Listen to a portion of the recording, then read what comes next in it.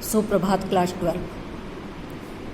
आज हम लोग गद्य से इसके पहले पद पढ़ा रहे थे। कविता थी वो कैमरे में कैद अपाहिज।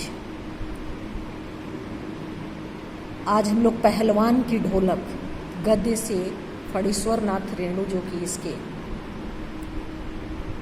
लेखक हैं, इन्होंने ये कहानी लिखी है।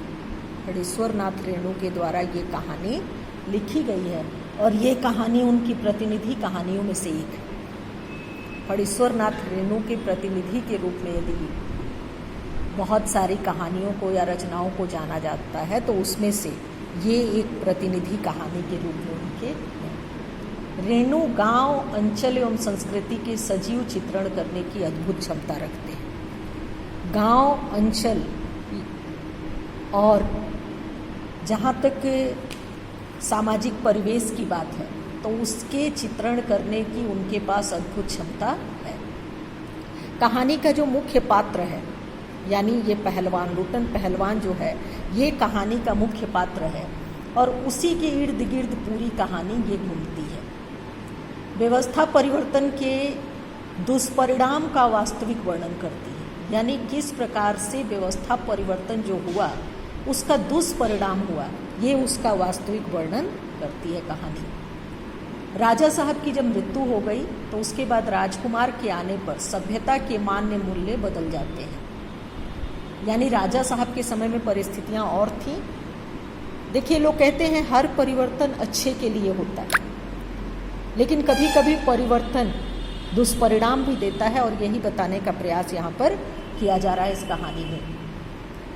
इसके सारे जो कलाकार हैं वो निरीह बन जाते हैं और पाठक सोचने को विवश हो जाता है कि क्या कलाकार व्यवस्था का मुखापेक्षी ही बना रहेगा, क्या उसका कोई स्वतंत्र मूल्य भी है, लोक कलाओं की रक्षा के लिए हमें क्या करना चाहिए। यानी राजा के समय में स्थिति कुछ और थी और राजा के बाद जो स्थिति बनी वो पाठक को सोचने पर मजबूर कर रही है, पाठक को सोचने पर विवश कर रही है कि क्या कलाकार का अपना कोई स्वतंत्र मूल्य भी है और लोक कलाओं की रक्षा के लिए हमें क्या करना चाहिए।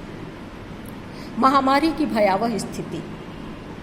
गांव में हैजा व मलेरिया बुरी तरह से फैल रहा था जिस समय ये पाठ उन्होंने लिखा है। देखिए, रेणु का जो क्षेत्र है, बाढ़ की भी विभीषिका के विषय में उन्होंने कई बार लिखा है। ऐसे में उस महामारी की चर्चा करते हैं। देखिए, अभी विश्व एक महामारी से जूझ रहा है। अभी विश्व एक महामारी कोरोना जिससे कि जूझ रहा है और ऐसी परिस्थिति में हम समझ सकते हैं कि महामारी के समय में क्या स्थिति हो सकती है।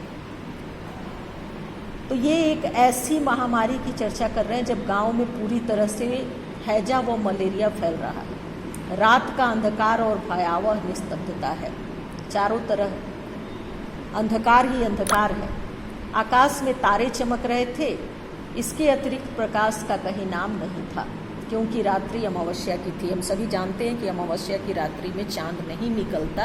ऐसी परिस्थिति में पूरी रात जो होती है वो भयंकर अंधेरी होती है और आसमान में तारे चमक रहे थे लेकिन पूरी तरह से रात अंधेरी थी। जंगल से गीदड़ व उल्लुओं की डरावनी आवाज वातावरण को यदा क्यादा भंग कर देती। झोपड़ियों में पड़े मरीज हरे राम हे भगवान की टेर लगा रहे हैं। देखिए, जब कष्ट होता है तो ईश्वर के सिवा और बहुत कुछ याद नहीं आता। व्यक्ति जब कष्ट में होता है तो उस समय वो ईश्वर को ही याद करता है और ऐसे में जितने भी मरीज हैं वो हे राम हे भगवान की टेर लगा रहे हैं। बच्चों के निर्बल कंठों से माँ माँ की चित्कार के साथ रोने की आवाज़ आ रही थी और छोटे बच्चे जो होते हैं उनको सबसे अधिक दुख में अगर कोई याद आता है। 10th में आप लोगों ने पढ़ा होगा, माता का अंचल जो पाठ है उसमें दिया हुआ है कि व्यक्ति पिता के कितना भी करीब हो लेकिन जब बहुत अधिक संकट में होता है तो उस समय उसको सबसे अधिक माँ की याद आती है। तो यहाँ बच्चे जो हैं वो माँ माँ की आवाज़ लगा रहे हैं। कुत्ते जाड़े के कारण राख की ढेरी पर शरीर को सिकोड़ कर पड़े थे। देखिए, ये रेणु ही लिख सकते हैं। जो व्यक्ति जिस तरह के परिवेश को जिएगा वो उसको जीवंत लिख पाएगा। तो रेणु के द्वारा ये जो लिखा गया है कि जब बहुत सर्दी का समय होता है तो जो राख होती है, राख कहते हैं कि शरीर को गर्म कर देता है। राख जो है वो शरीर को गर्म करता है तो वो कहते हैं कि जो राख है उस पर कुत्ते अपने आप को गर्म करने का प्रयास कर रहे हैं। कुत्तों के रोने से पूरे वातावरण में दहशत फैल जाती है। ऐसे भी देखिएगा कि हम लोग ये मान के चलते हैं कि कुत्ते रो रहे हैं यानी कोई अशुभ का द्योतक है, अर्थात हमारी समझ में हमसे अधिक समझ उस कुत्ते को है, वो अनहोनी को जान जाता है, इस कारण रोता है। तो अभी भी हम लोग इस बात को मानते हैं कि कुत्ते रो रहे हैं यानी कोई अनहोनी होने वाली है या कोई अशुभ संकेत है। आगे है पहलवान की ढोलक। रात्रि के इस भयावह वातावरण में भी लुट्टन पहलवान की ढोलक सतत बजती रहती थी। यानी रात्रि का ये जो भयावह वातावरण है इसमें भी लुट्टन पहलवान की ढोलक बज रही है। दिन हो या रात ढोलक की आवाज़ हर समय सुनाई दे रही है और ऐसी ही आवाज़ के बीच में ये गांव जो है ऐसा लग रहा है कि मृत पड़ गया है, पूरा गांव ही मृत हो गया है।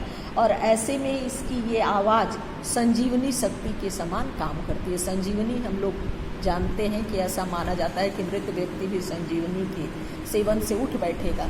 तो यहाँ पर इनका जो ये ढोलक की जो आवाज़ है वो इस स्थिति में गांव में संजीवनी का काम करती है। यानी इस ढोलक की आवाज़ से लोगों के अंदर एक ऊर्जा का संचार होता है, लोग थोड़े से प्रसन्न होते हैं, ऐसा लगता है मानो ये उनके जीवन में ऊर्जा का संचार कर रहा है।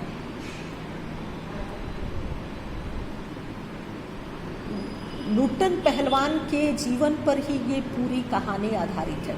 पहले ही प्रारंभ में बताए कि कहानी मुख्य रूप से एक ही पात्र के इर्द गिर्द घूमती है, एक जो पात्र है उसी के इर्द गिर्द ये पूरी कहानी घूम रही है।